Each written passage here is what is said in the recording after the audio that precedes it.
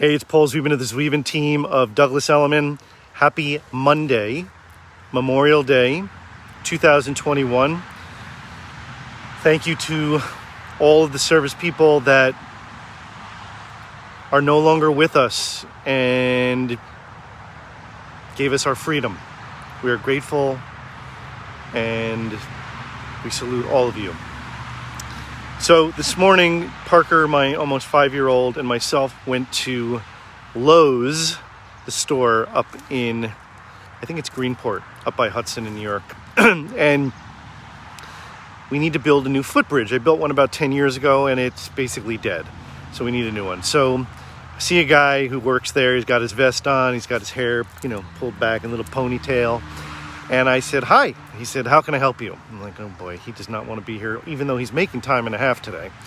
I said, we want to build a footbridge. He goes, okay. I said, I don't know how to do it. I need about 15 or 16 feet of like 2 4x4s or 6x6s.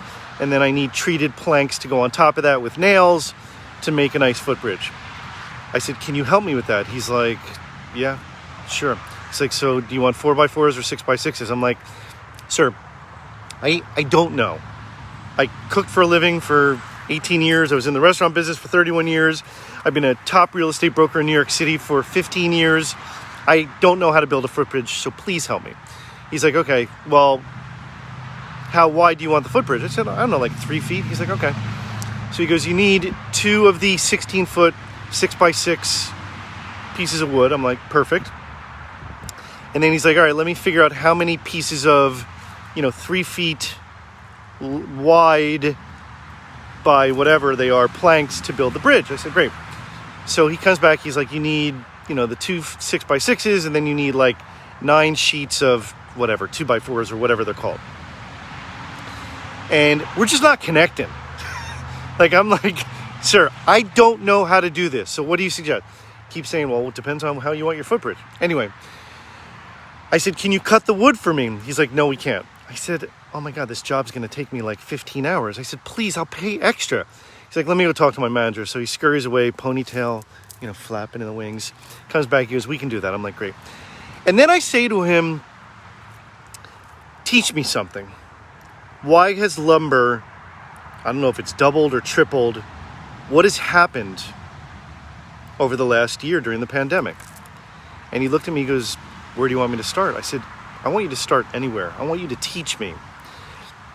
First thing he said was, there were fires on the West Coast that destroyed hundreds and thousands of acres of trees. That's the first thing. The second thing is the plants that were getting the wood from there shut down during COVID. That's number 2.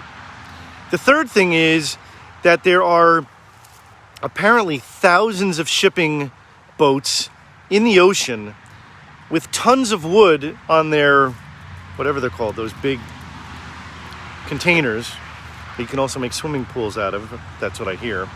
And that's the third thing. And, housing stopped for at least 4 months and it's gone crazy. And I was like, wow, all of those things really make sense. I just thought it was supply and demand, which it is supply and demand, but it also was created by the environment, by COVID, by the fires, by shipping. And I thought it was really, really great thing. And we connected on that, finally. Anyway, the wood is coming next Saturday, and I'm going to build a footbridge. So stay tuned. Can't wait till you see the footbridge. Bye-bye.